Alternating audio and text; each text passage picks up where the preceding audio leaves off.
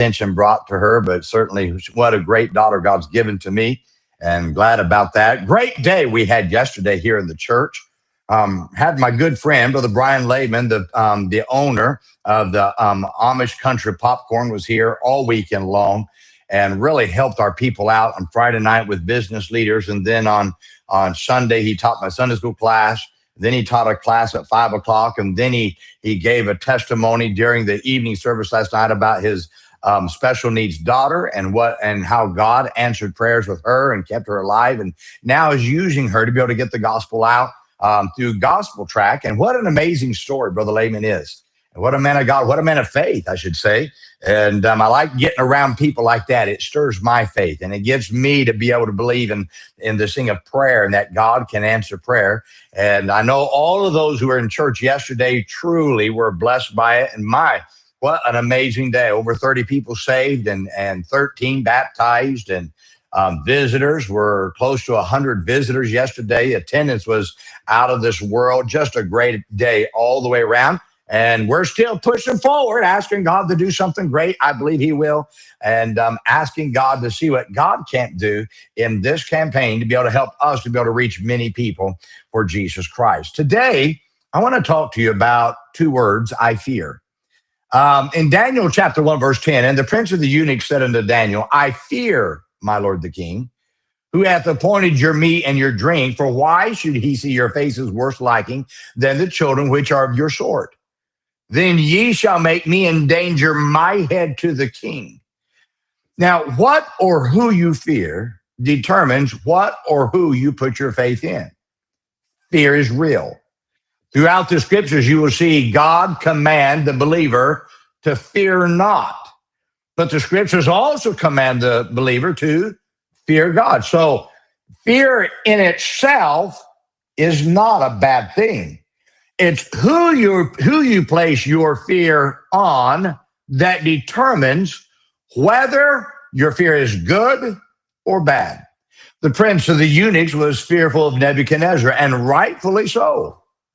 Daniel, Hananiah, Mishael, and Azariah all refused to eat the meat that the king had placed before them, and they knew this meat because they knew this meat had been offered to idols, and they would not defile themselves with meat offered to idols.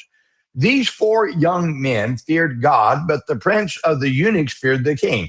Now, because these four men feared God, it caused them to do right, even to the jeopardy of their own lives. Now, they would rather die fearing God and find great rewards in heaven than die fearing the king and face God as compromisers. Now, I find there are 6 things people fear that determines what they do in their lives. For instance, some fear authorities and allow them to dictate what they ought to do in life. Throughout history, there have been many who have surrendered to wrong because they feared for their lives and what the authorities would do to them if they did not obey. Though we are to obey those in authority, we are always to obey God over man. Others fear their family and what they will do to them or think of them if they make a decision for God. Many have gone to hell because they feared their family. Now, if you serve God, you will likely have to lose favor of your family who does not care for God. Now, I want to remind you that when you stand before God, you will not stand before him with your family. So therefore, it is better to do right than to do wrong because of a fear of family. Others fear friends and losing them if they do right. Any friend that you lose for doing right was not a friend in the first place. So if doing right makes you lose so-called friends, it is worth losing them so that you can reap the blessings of doing right. Others fear the crowd. Others that fear the crowd will only do whatever it takes to fit into the crowd. Many have compromised because they did not want to stand alone. Many would rather be liked by the crowd because there's less pressure and criticism when you run with the crowd than there is if you stand for right and with God. Others fear failure and will never attempt anything great for God. The fear of failure has caused many to live a mediocre life because they did not want to fail. Now, if you live in fear of failure, you will never attempt anything great for God by faith. Few fear God. But the few that fear God is what motivates you to do right and to live by faith and for God to do something great through them. You see, the fear of God is where the miraculous is experienced.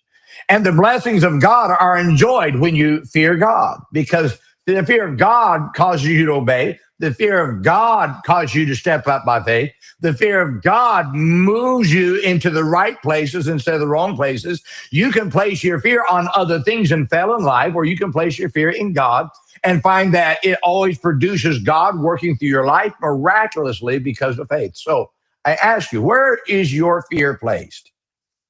Is it placed in authorities? Are you afraid of the authorities of the law, or God?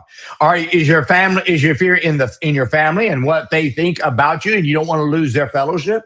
Is your fear in friends and afraid that you might lose all friends if you do right? Is your fear in the crowd and you only run with the crowd, and you're fearful of doing right because you might not be in the big crowd? Are you afraid of failure and never attempt anything great by God? My friend, I want to challenge you to fear God. Because when you put your fear in God, that's when God can do great things through your life. Throughout my life, I hope, I'm not going to say all the time, I hope the majority of my life has been a life placed in fear of God. And I believe it has. Now, it's not always been popular. I've not always found myself in the popular side of life. I will say this. I've always found myself in favor with God when I feared God. I may have had to stand alone, but the fear of God allowed me, get this now, to be able to say, boy, I did right, and God was pleased with me. It's moved me to step out by faith. It's caused me to step out on my vision. It's forced me to obey God at times when my flesh did not want to. My friend, put your fear in God. When your fear is placed in God, you will never do wrong. When your fear is placed in anything else other than God, let me tell you what's going to happen. You'll always end up on the sin side of life instead of on the right side of life. So let's fear God. Put your fear in God, and you'll never fail. Well, my friend, I hope this is a great challenge to you today. Now, let's remember today, be good to everyone. Everyone.